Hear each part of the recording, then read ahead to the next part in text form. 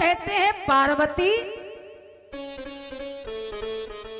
जब विश्वामित्र नाम के महात्मा को चिंता हुई तब वो सोचने लगे कि भगवान का अवतार तो हो चुका, समय बड़ा अच्छा है,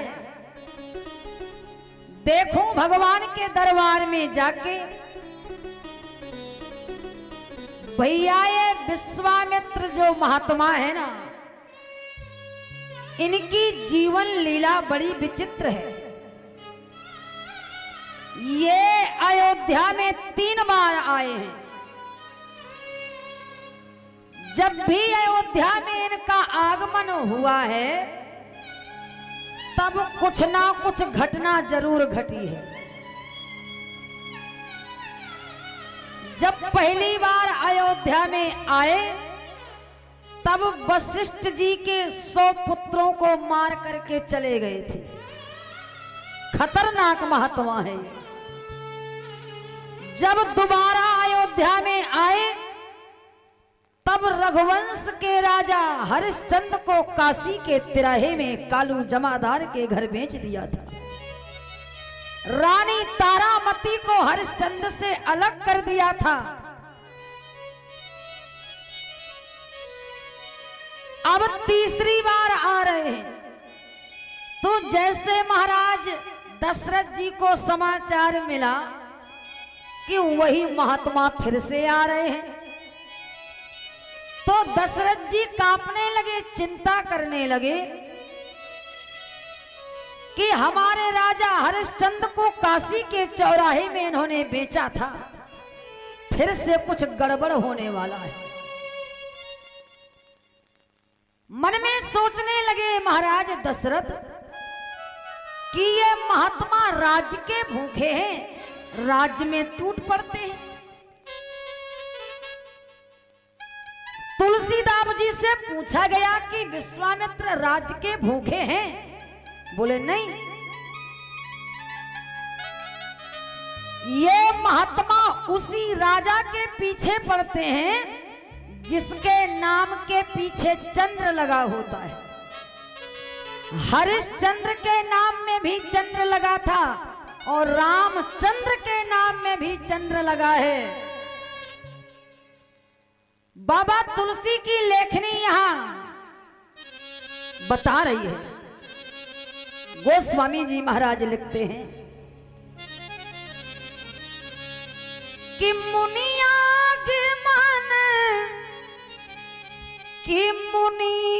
आगमन सुना जब राजा और मिलन गयो विप्र समाजा।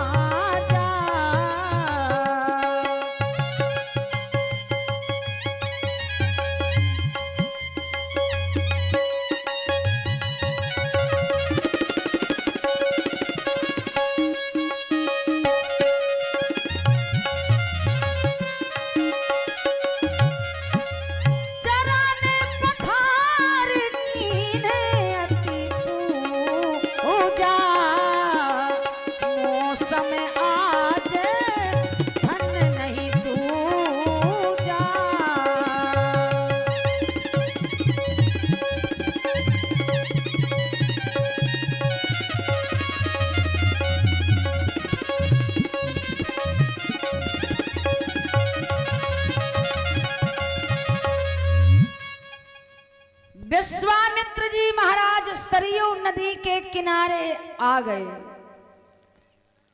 दशरथ जी ने सोचा कि वशिष्ठ जी के पुत्रों के साथ ये अनर्थ करके चले गए थे तो वशिष्ठ जी को आगे कर दें। महाराज दशरथ कौन है? ज्ञानी हैं, चतुर हैं, श्रोमणी हैं, कर्म योगी, भक्ति योगी, ज्ञान योगी है महाराज श्री दशरथ। ब्राह्मण की मंडली को, समाज को आगे किया और विश्वामित्र का स्वागत करने के लिए चले। महात्मा का स्वागत किया, लेकर के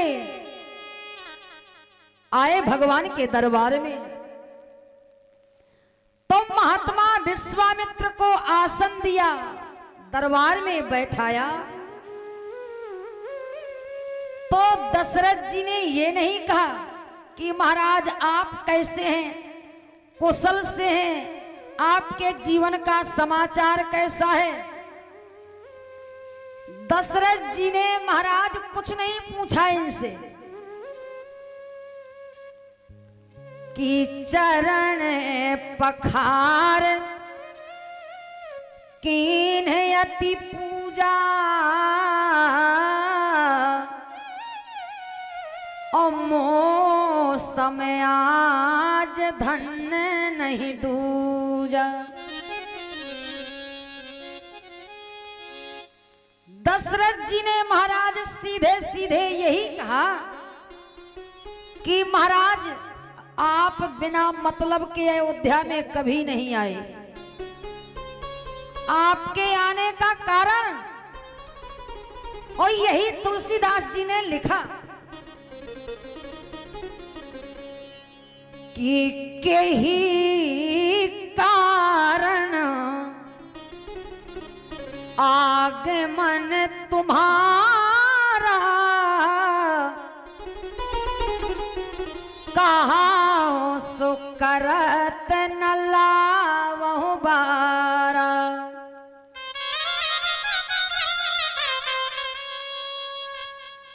महाराज जब भी आप अवध में आए हो पूरी तैयारी के साथ आए हो, मतलब से आए हो। अब तीसरी बार में आए हो, कहो क्या काम है, क्या कारण है। भैया वशिष्ठ जी महाराज इतने बड़े तपोनिष्ठ हैं,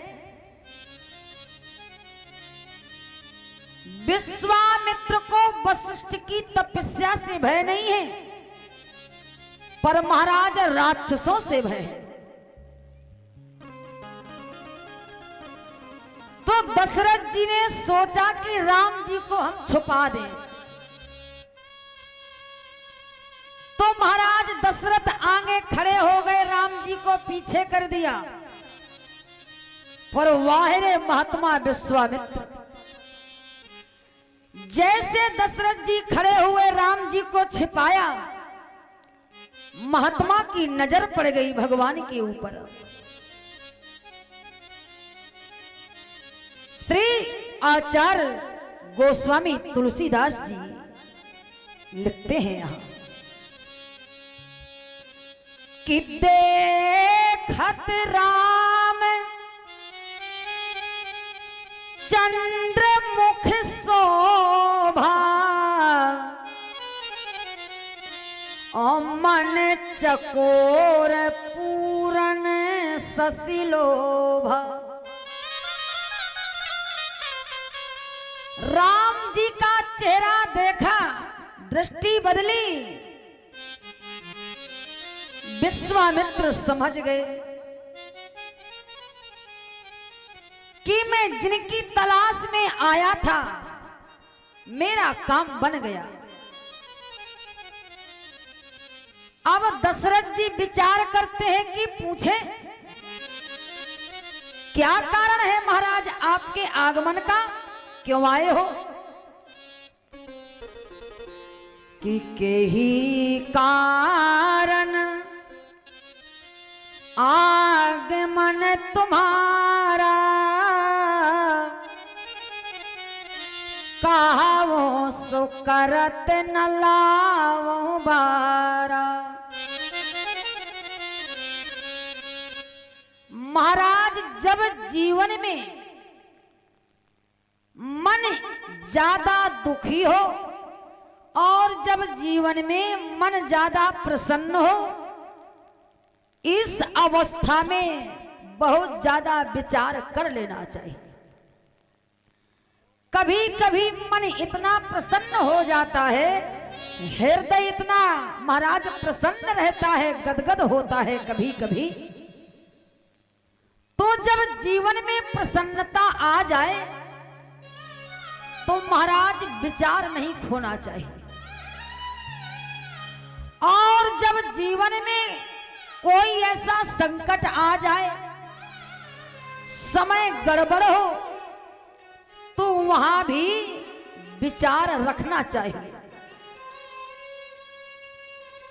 दशरथ जी इतने प्रसन्न हो गए विश्वामित्र को देख करके कि विचार करना भूल गए। पूछा कि आपके आने का कारण?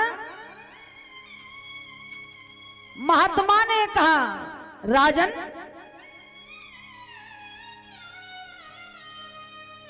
असुर समूह है सतावह मोही,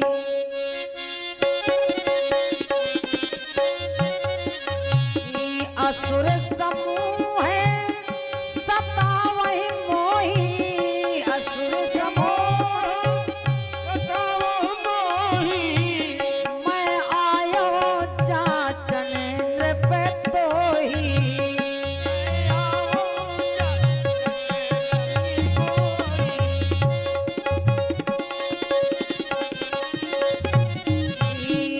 अनुज समेत देहो रघुनाथ